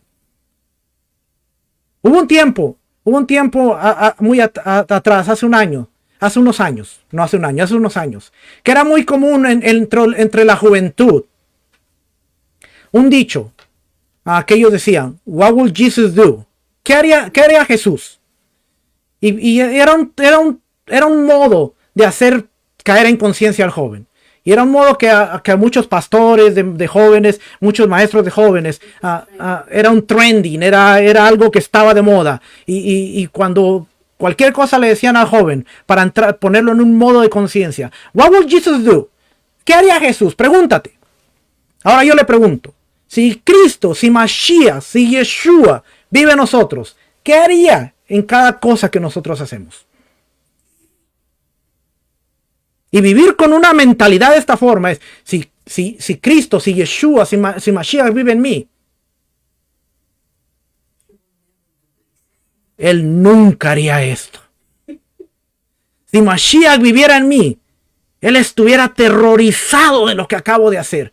Cuando entramos en ese estado de conciencia, uno dice: wow. Por eso dice la Biblia: el Espíritu te redarguye. El Espíritu te redarguye cuando vas por un camino equivocado. Póngase en la mentalidad. Si algo aprende usted de esta parashá, que tal vez usted le dijo no tiene sentido, la vaca y todo, pero estamos viendo unas conexiones bien importantes. ¿Qué haría Jesús qué haría Jesús en mi caso? En todo lo que hagamos en todo el día, en todos los días. Pregúntese. Después de que usted le gritó barbaridad y media a su esposa, usted pregúntese: ¿Yeshua le gritaría de esta manera a su esposa? ¿Yeshua le gritaría de esta manera a su esposo? ¿A sus hijos? Y no me malentienda con ese, es un concepto, no que Yeshua iba a tener esposo, para que al rato no, ¡ay, el pastor dijo que... No, es un concepto, ¿ok? Yeshua maltrataría a su empleado. Yeshua haría esto. Y nuestro estilo de vida, tendría una mejoría del cielo a la tierra. En esta parashá vemos un contraste. En esta parashá vemos a Moisés elevado. Vemos a Moisés frente a la presencia de Dios, en la presencia de Dios, en el estado más alto de un ser humano.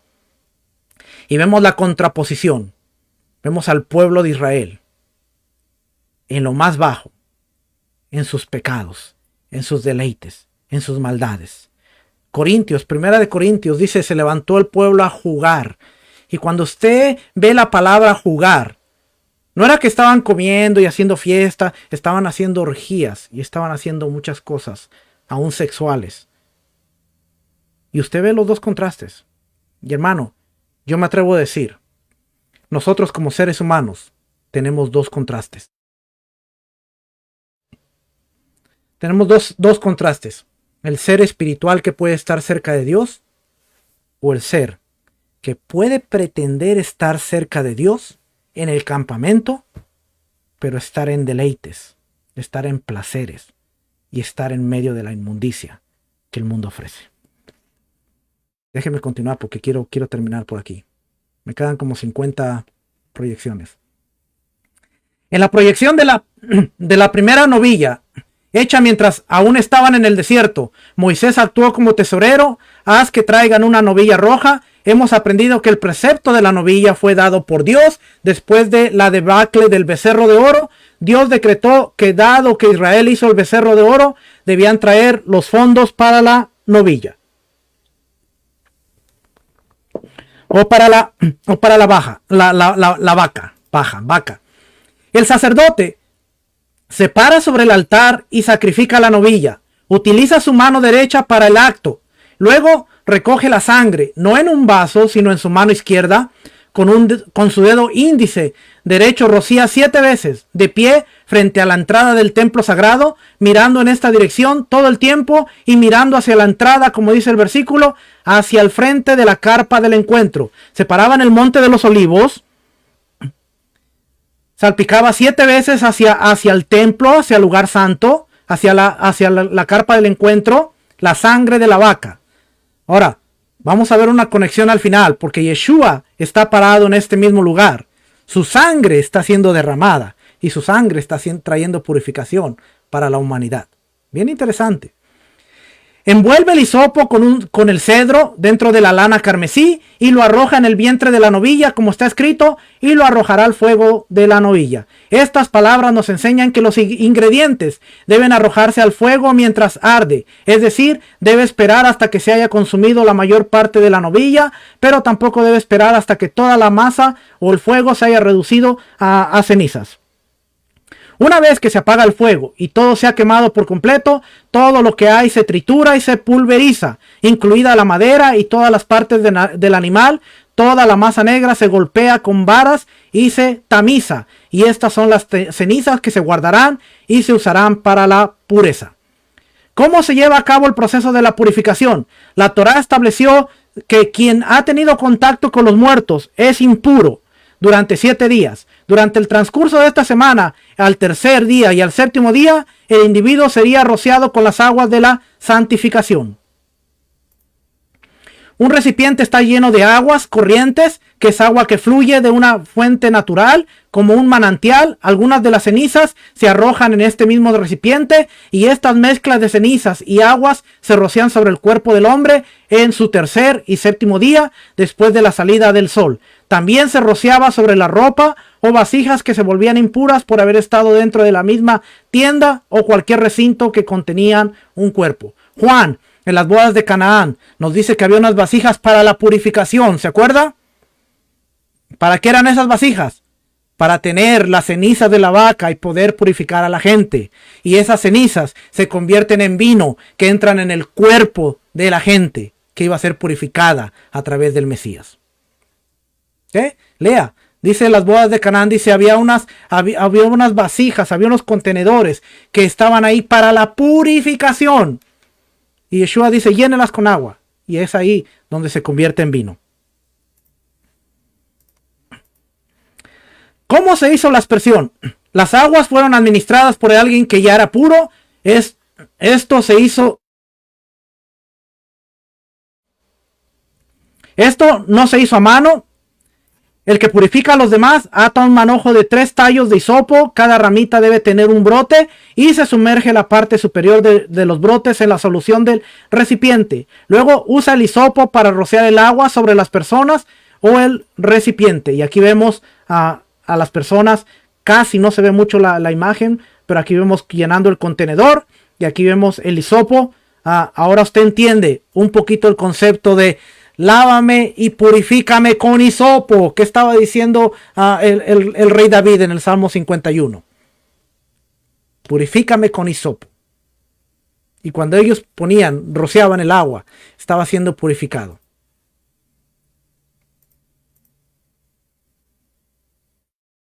Aquí vemos las ramitas.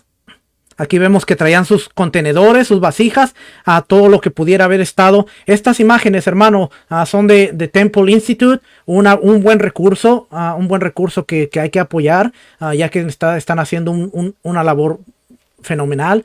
De ahí saco varios material, así como también apoyamos para que ellos continúen. Así es que mire qué hermosa imagen. Aquí vemos a los sacerdotes, aquí vemos agua de la purificación y aquí vemos a la gente siendo esparcida. Cuando una persona se arrepiente sus pecados le quedan perdonados. Las puertas del arrepentimiento, dice, las puertas del arrepentimiento están abiertas para todos los seres humanos, judíos y gentiles por igual.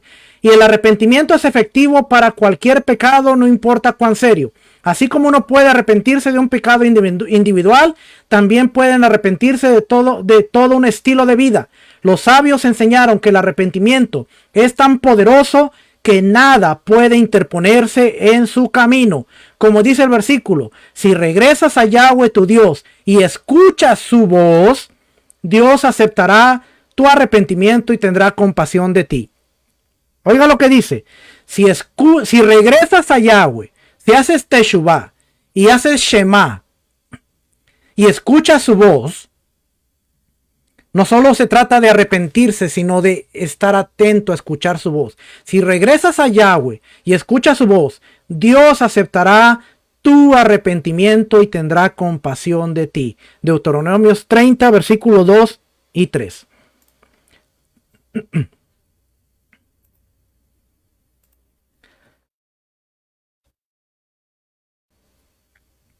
Al obedecer los mandamientos de Dios, nos purificamos y nos unimos a Él. Vivir según su voluntad del Creador acerca al hombre a Él. El pecado tiene el efecto contrario. Disminuye la estatura espiritual y hace más difícil alcanzar la perfección.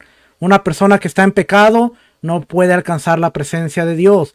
Peor aún, el pecado en realidad sirve para separar a una persona de Dios, como está escrito. Solo tus pecados te han separado de tu Dios. Isaías 59, 2. Aquí vemos lo contrario. Isaías nos dice, tus pecados te separan de Dios. El propósito de los mandamientos divinos es plantar la fe de Dios en el corazón de Israel. En la revelación del monte Sinaí, el pueblo de Israel aceptó el yugo de los mandamientos de Dios sobre sí mismos, incluso antes de comprender lo que implicaría este cumplimiento y antes de recibir cualquier explicación. Se comprometieron con Dios solo por fe, declarando, todo lo que Yahweh ha dicho, haremos y escucharemos. Es decir, cumpliremos todos estos mandamientos, incluso si no entendemos por qué. La piedra angular de la creencia judía es que el hombre está obligado a Dios y no que Dios está obligado al hombre. Lo principal es la acción ante todo lo haremos. Fíjese un concepto interesante que dice, el hombre está obligado a Dios y Dios no está obligado al hombre. Algo bien interesante. El hombre está obligado a Dios, pero Dios no está obligado al hombre. Eso cambiaría muchas de las formas de nosotros orar. No voy a entrar en detalles, pero eso cambiaría mucho la forma de nosotros orar. Porque Cuando nosotros oramos, nosotros creemos que Dios tiene la responsabilidad de hacer, de actuar, de moverse. Pero ¿dónde queda la responsabilidad que nosotros tenemos ante Dios? Muchos quieren ver la presencia, muchos quieren ver la gloria, pero no muchos quieren tener la responsabilidad de mantenerse puros en el campamento y de hacer las cosas correctas. Dios no está obligado al hombre. El hombre está obligado a Dios.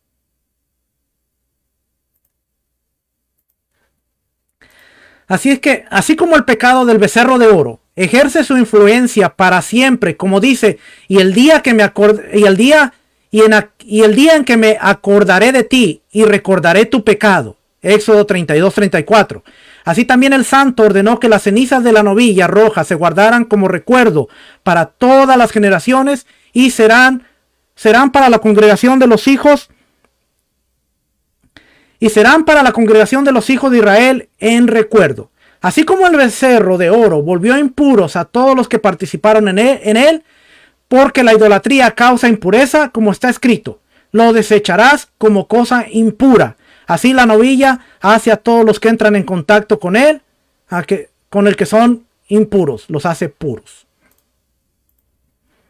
La Mishnah enseña que hasta la destrucción del segundo templo se habían preparado cenizas de un total de solo 9 novillas. Oiga, la Mishnah enseña que hasta la destrucción del año 70 del segundo templo se habían preparado cenizas de un total de solo 9 novillas rojas. La primera novilla, la primera vaca roja fue procesada por el mismo Moisés. Como dice el versículo, haz que te traigan una vaca roja. La segunda fue realizada por el profeta Esdras en los días del primer templo y durante la era del segundo templo. Solo se usaron 7 vacas más para las cenizas. Esto fue suficiente para satisfacer las necesidades de purificación de la nación durante todos estos años.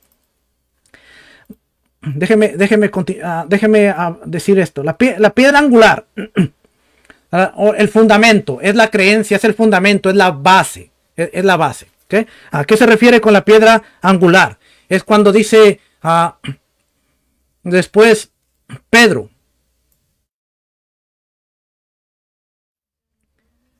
Pedro dice, la piedra angular que desecharon, y está haciendo alusión a Yeshua. Pero acuerda que Yeshua es la Torá revelada misma. Así que la piedra angular para el judío es la Torá. Para nosotros es Yeshua, que es la piedra angular, de acuerdo a Pedro y de acuerdo a Pablo también. Pero esa piedra angular no cambia, porque Yeshua es el cumplimiento de la Torá. Así es que la piedra angular, que aunque para el judío es la Torá apunta a Mashiach. Y para nosotros, la piedra angular es Mashiach. Bueno, el Mesías, Cristo, Jesús, como tú le quieras llamar, te va a apuntar a la Torá, que es el fundamento de toda la relación con Dios. De que esa es la piedra angular. Y por eso Pedro dice, la piedra angular que vuestros padres desecharon. ¿Por qué? Porque habían desechado a Mashiach. Y el Mashiach era el cumplimiento de la Torá hecha carne. ¿Okay? Desde la antigüedad los constructores han usado piedras angulares en sus proyectos de construcción. Una piedra angular era la piedra principal normalmente colocada en la esquina de una edificación. Para guiar a los obreros durante su trabajo, o sea, la Torá. Exactamente, era la piedra colocada en una esquina para guiar a la construcción, guiar a los que estaban edificando. Era la piedra principal. Así es que no cambia. No, es que nuestra piedra angular es Cristo, es Mashiach. Y Mashiach te va a llevar a la Torá, que es el fundamento. Así que hay una conexión con todo eso, ¿ok? Ahora sí, a contestar esa pregunta, vamos a seguir aquí con... entonces, hubo 9 vacas rojas. Y esto es importante, y esta es la conexión. Desde Moisés hasta la destrucción del templo en el año por Tito, en el año 70, solo hubo 9 vacas. Y están esperando a la 10ª, que el número 10 es complemento, perfección. Y el número 10, fíjese lo que dice aquí. ¿Okay? Porque ahí va, ahí le va. Dice, esto fue suficiente para satisfacer las necesidades de la purificación de la nación durante todos estos años. los nombres de todos los sumos sacerdotes que prepararon estas 7 vaquillas durante los tiempos del segundo templo. Acuérdense, Moisés y Esdras fueron los 2 primeros. Después, Simón el Justo y Johanán hicieron 2 cada uno. Ahí ya van 2 y 2, 4, ya van 6. Elohim ben Jacob, 1, 7. Shahamel Hamisrid, 8. Y Yismael ben Piaví procesaron una novilla cada uno. Son 9. Así desde el momento en que Moisés recibió el mandamiento de la vaca roja del santo, bendito sea, hasta la destrucción del segundo templo, las manos de estos grandes líderes habían producido cenizas purificadoras de un total de 9 vacas rojas. Al relatar estos registros históricos en su comentario a la Mishnah, el gran Maimónides termina con la enigmática declaración: y la 10ª vaca roja será cumplida por el rey, el Mesías, que se ha revelado prontamente. Amén. Que sea la voluntad de Dios. Maimónides dice en su comentario de la Mishnah: y la vaca número 10 será cumplida por el rey, por el Mesías. Es crazy, es súper interesante. Si no ha habido vaca roja durante los últimos 2000 años, tal vez sea porque no era el momento adecuado. Israel estaba lejos de estar listo, pero ahora, ¿qué podría significar para los tiempos que vivimos tener los medios de purificación tan cerca? Con las palabras de Maimónides en mente, no podemos evitar preguntarnos y orar: si ahora hubiera vacas rojas, ¿es la nuestra la era que las necesita? Fíjense lo que dice Ezequiel 36. Y os tomaré de las naciones. Cumplimiento futuro. Reino mesiánico. Y os tomaré de las naciones. Y os recogeré de todas las tierras. Y os traeré a vuestro país. A vuestro país. ¿A dónde va a ser la gran asamblea de los santos? ¿En el reino mesiánico? En la tierra de Jerusalén. Y os traeré a vuestra tierra, a vuestro país. Esparciré sobre vosotros agua limpia, agua de la purificación, agua de la vaca, agua de la 10ª vaca roja. Y seréis limpiados de todas vuestras inmundicias, y de todos vuestros ídolos os limpiaré. Os daré corazón nuevo, y pondré espíritu nuevo dentro de vosotros, y quitaré de vuestra carne el corazón de piedra, y os daré un corazón de carne. Y pondré dentro de vosotros mi espíritu, y haré que andéis en mis estatutos. Oiga. Y haré que andéis en mis estatutos y guardes mis preceptos y los pongáis por obra. Habitaréis en la tierra que di a vuestros padres, y vosotros me seréis por pueblo, y yo seré a vosotros por Dios. Y os guardaré de todas vuestras inmundicias, y amaré el trigo y lo multiplicaré, y no os daré hambre. Multiplicaré asimismo el fruto de los árboles y el fruto de los campos, para que nunca más recibas oprobio del hambre entre las naciones, y os acordaréis de vuestros malos caminos y de vuestras obras que no fueron buenas, y os avergonzaréis de vosotros mismos por vuestras iniquidades y vuestras abominaciones. Hebreos 13. Fíjense lo que dice aquí. Restauración futura de Israel. Hebreos 13. Tenemos un altar del cual no tienen derecho de comer los que sirven al tabernáculo, porque los cuerpos de aquellos animales cuya sangre a causa del pecado es introducida en el santuario por el sumo sacerdote son quemados fuera del campamento. Está haciendo alusión a la vaca que es quemada fuera en el monte de los olivos. Y después dice el escritor: por lo cual también Yeshua, para santificar al pueblo mediante su propia sangre, padeció fuera de la puerta. Salgamos, oiga lo que dice aquí.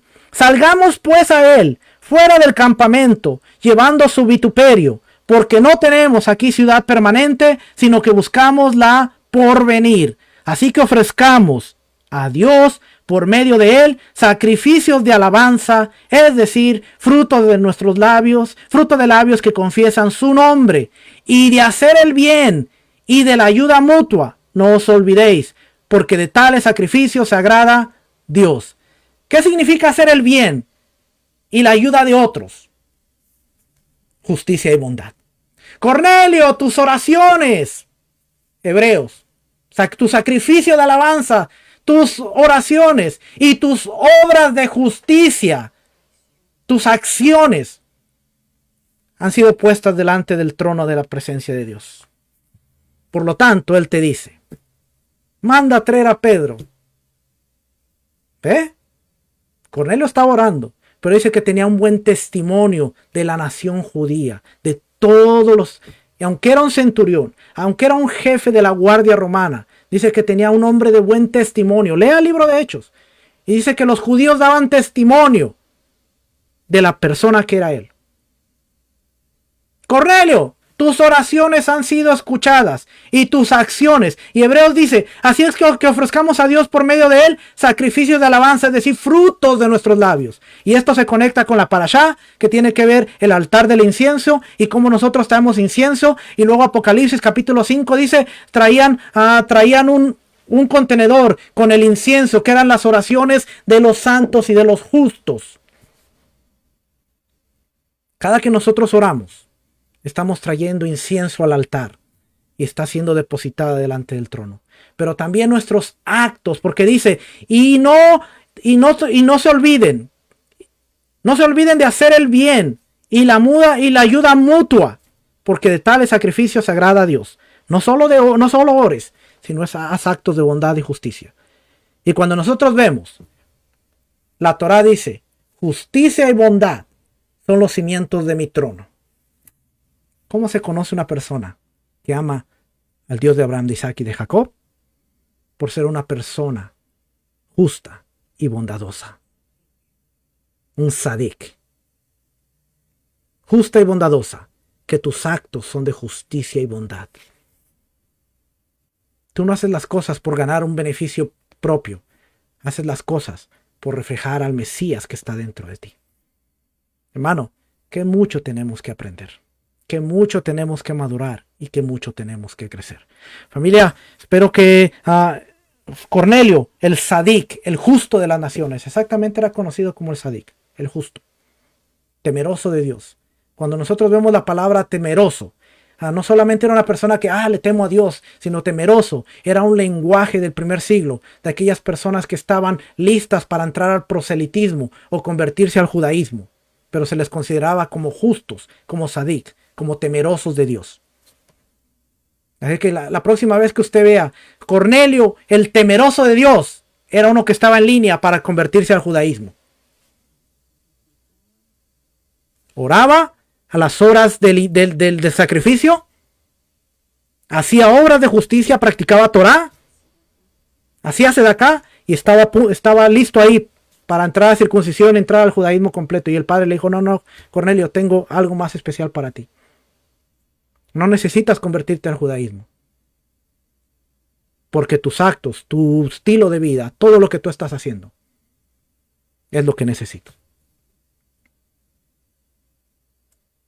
Es que tú ya te convertiste al judaísmo. Bueno, mira, si mis actos de justicia te hacen creer que soy judío, Baruch Hashem, porque Romanos dice, no es judío el que tiene la circuncisión y el que es nacido físicamente, sino judío es aquel que tiene una actitud correcta de corazón.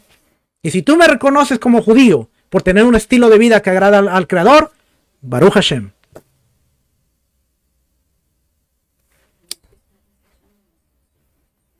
No es que estoy resistiendo, no, yo promuevo la circuncisión, pero una vez más, con motivos correctos. Lo que pasa es que nuestro ego decimos, como aquí dice una nota que me dejó mi esposa, en nuestro ego decimos, como el hijo pródigo, dame mi herencia, me voy a probar si afuera es mejor que estar aquí donde sale de cosa y vio que lo trataban diferente y dijo, necesito regresar a casa, pero necesito regresar a casa para quedarme. ¿Qué?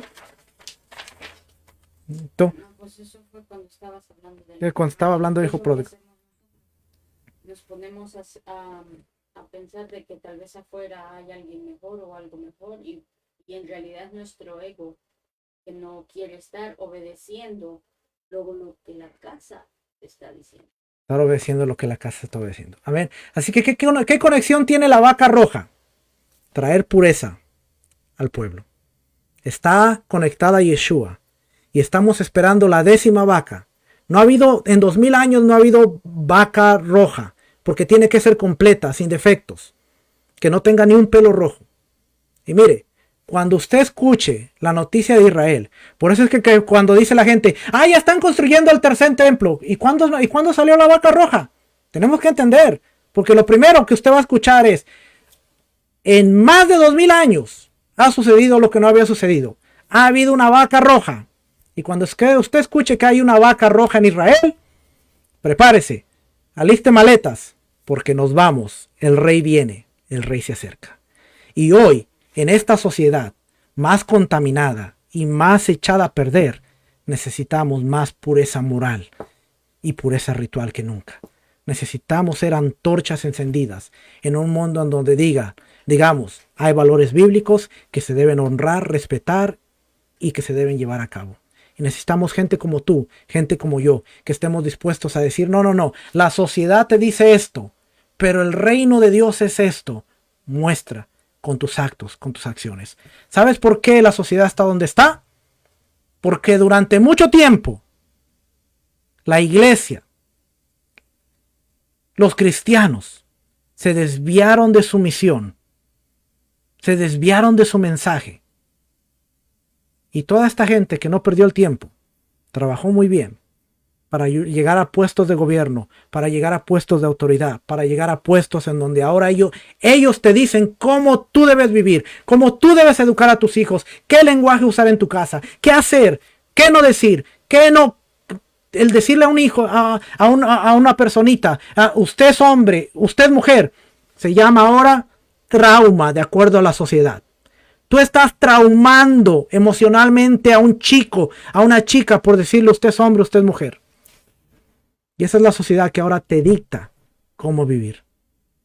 ¿Qué se necesita? Hombres como tú, mujeres como tú y como yo, que se levanten y digan, no señor. Esto es lo que Dios dice. Y cuando usted escuche la 10ª vaca se encontró, no queda más. Israel es nuestro reloj profético. Israel es nuestro reloj profético. Bueno, entendamos todos los conceptos del reloj profético porque sí, lo es. El reloj está haciendo tic-toc, tic-toc, tic-toc. Y cuando digan la vaca roja, no hay más. Se va a purificar la tierra, se va a purificar todo, porque el altar va a ser levantado y el Mashiach viene a recoger a los exiliados de los 4 rincones de la tierra para llevarnos a un lugar donde va a haber trigo, donde va a haber fruto, donde nos va a hacer ser saciada nuestra hambre y donde nos avergoncemos del estilo de vida que tuvimos siéndole infiel. Pero ahora nos vamos a gozar frente al Rey. Familia, hasta el Mr. Potato ofende. Exactamente, mi hermano. En estas estamos. Así que, familia, nada. Gracias por conectarse. Gracias por ser parte de este tipo, de este tiempo de enseñanza. Me he gozado con ustedes. Me he gozado. He tenido un buen tiempo. Gracias. Les bendecimos. Les amamos. Les enviamos abrazos. Nos estaremos conectando a las 5 de la tarde y usted va a ver un paralelo bien lindo entre lo que es el evento del Becerro de Oro y la generación del 2021. Así que 5 de la tarde, conéctese, Asamblea Profética Berea. Gracias por ser parte de este estudio. Hermanos, a los que no saludé, que están por ahí, bendiciones. Nos estaremos viendo más al rato o la próxima semana. Familia, Shabbat Tov, bendiciones. Hoy a las 7 también no se olvide, viene la historia del cristianismo. Vamos a ver un tema bien interesante, no se lo quiere perder. Familia, shalom, bendiciones, Shabbat Tov, shalom.